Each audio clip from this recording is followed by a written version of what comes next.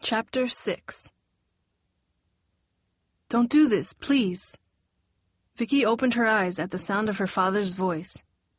It was tense and urgent. She heard his footsteps pace across the kitchen, what he did lately whenever he was on the phone. I just need more time, he said just above a whisper. Vicky turned and looked at the clock. It was just after 8 on Saturday morning. Weak light filtered through the dusty window blinds, making the living room ghostly gray. She realized she had never called Martin. She had hoped to speak with him last night and see how his appointment with the counselor went. But instead, she'd opened her English textbook and passed out on the couch. She could barely recall falling asleep, though she had a dim memory of her parents arguing and Dad pulling a blanket snug around her neck. Did he say, "Sorry, princess," when he did that? The memory was so foggy she wasn't sure. Look, I'm doing everything I can, Dad said just above a whisper. Things I never dreamed I'd do just to try to raise this money. Give me more time. This is our home you're talking about. There was a pause. Vicky held her breath, unable to stop herself from listening. You don't understand, he replied. His voice sounded more frustrated than ever. She pulled the blanket up over her face. Come on, work with me here, please. He cursed then, slamming the phone down. Vicky pretended to be asleep as he stormed into the living room, grabbed something and headed out the front door. He made several trips outside carrying bags and boxes. Then she heard his car start, and he was gone. Not long after, she heard the click and thump of her grandfather's walker pressing on the carpet. Not now. It's Saturday. Can't you at least sleep late, abuelo? She wanted to say. She peeked from her blanket to see her grandfather coming slowly down the hall. But rather than come into the living room, he turned and headed into the kitchen, grunting with effort. Papi, what are you doing?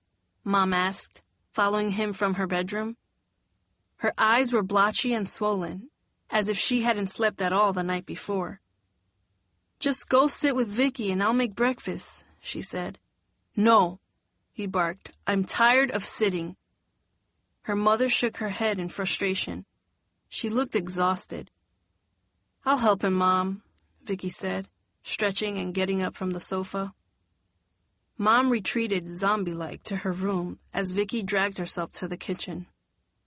Inside, Abuelo had opened the refrigerator and was pulling out ingredients and placing them on the counter. Eggs, cheese, salsa, butter, leftover refried beans Mom had made the other day. Abuelo, what are you doing? Vicky asked. Making breakfast, he replied, as if her question was silly. But Abuelo, you can't even... She began, but then stopped herself. She didn't have the heart to say the words to him. He stopped and turned to her as if he knew what she was about to say. One day, you'll be old and understand, Niña, he said then. I have to do something. Vicky heard the emotion in his voice. It was almost as if he was desperate too, just like Dad. Well, then let me help you, she insisted, putting an arm around his shoulders. He studied her face, his eyes glimmering slightly. You're so much like your grandmother. Even more than your mother, he said, shaking his head. Okay, you can help me, Niña. Get me some flour and 2 pans. For the next hour, Vicky followed Abuelo's orders, mixing dough by hand, dividing it into round clumps, letting them sit for a time, and then rolling them carefully on the table. Though his fingers were gnarled and leathery, Vicky noticed they seemed to soften and become flexible when he worked the dough, transforming it into homemade tortillas, something she hadn't eaten in years.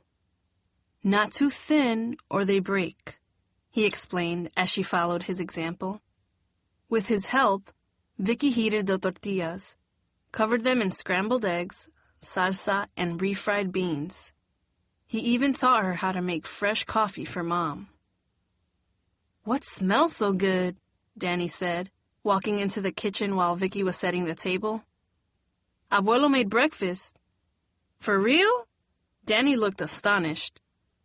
"Vicky made it, not me," Abuelo said, with a playful wink. "Sit down and eat before it gets cold." "Yolanda!" he called to Vicky's mother as if she was a little girl. Mom walked in looking as exhausted as ever, though the sight of the table brought a smile to her face. Vicky loved the way Mom's smile brightened the room. It was the first time she had seen it in a while. "Wow, it smells so good in here," Mom said, giving Abuelo a kiss. "If you two do this every day, I'm gonna have to go on a diet." She then squeezed Vicky's arm warmly. Vicky knew it was her way of saying thank you, and she felt the cloud over the house lift a bit. For once, the table was full of good food and no one was yelling or fighting. For once, there was no tension lurking in the room like a ghost. And yet, Vicky couldn't avoid staring at the empty seat at the head of the table. Danny seemed to read her thoughts. "Where's Dad?" he asked. "He said he's got an early interview this morning, a good dealership in the suburbs. Pray he gets the job," Mom said, sipping her coffee, her eyes gazing toward the front door. "We need all the help we can get." Abuelo grunted. Vicky knew something wasn't right about Mom's answer. Her father didn't seem as though he was talking about a job interview when she'd heard him in the kitchen. And why was he loading the car if he was going to an interview? It didn't make sense. Yet, she didn't want to say anything, especially not with Abuelo listening. Instinctively, she reached for her cross. It was gone.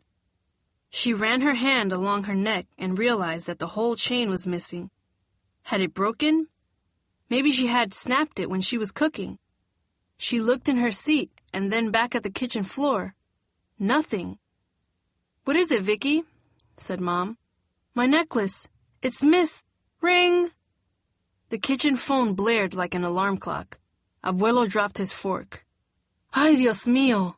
It isn't even 10 yet!" he exclaimed. "Why don't they just leave us alone?" Danny groaned. Mom grimaced as if the sound hurt her ears, too. "Ring!" What if it was Martin? Vicky wondered. She decided to grab it, just in case. "Hello?" She heard an electronic click and immediately knew it was another collection agency, transferring the call to a real person. Her pulse quickened. "Michael Fallon?" the caller said, mispronouncing her last name. Vicky could hear other voices in the background. Laughter. Countless other calls being made. Other people being hassled for money. She wondered about the person on the other end of the phone. Did he know what it was like to be harassed at all hours of the day? Did he even care that her father was out of work, her grandfather was ill, and her mother was struggling? It was as if money was the most important thing in the world. Vicky hated it. "Wrong number," she declared. She then hung up the phone and turned to her mother, unable to stop the question from jumping from her lips. "Mom, when's this gonna stop? It's getting worse, not better," she said. It was the first time she had ever asked her directly about the phone calls. Danny and Abuelo turned toward Mom. Their expressions said they were also interested in her answer. "Your father and I are behind on some bills," her mother admitted. "Why didn't you tell me before you asked me to come here?" Abuelo muttered. "You don't need an old man to take care of right now." "No, Papi. I didn't tell you because I didn't want you to worry. Michael and I are fine. I mean, yes, with him out of work, things are a little tight, but they're tight for a lot of people right now. The car payment, insurance, the mortgage, bills, credit cards. I mean, we didn't know he'd lose his job," she said, shaking her head. "No one's buying cars right now." "What's gonna happen?" Danny asked then. He seemed younger and more vulnerable somehow. We hear the messages. I see the mail. Now the TV's not working. It's like each day things get worse. And the way you and Dad are acting lately," his voice trailed off. Vicky's stomach churned at Danny's words. She could hear the worry and pain in them. She reached for her missing chain. Danny stabbed at his refried beans. "How are we acting?" Mom snapped defensively. "If you were the only one taking care of everything all the time, you'd get upset too," she added, pausing to take a deep breath. She glanced around the table at the many eyes which were suddenly locked on her face. For a second, the room was completely silent, as if everyone was hanging on her words. "Look, don't you worry. Your father's at an interview right now.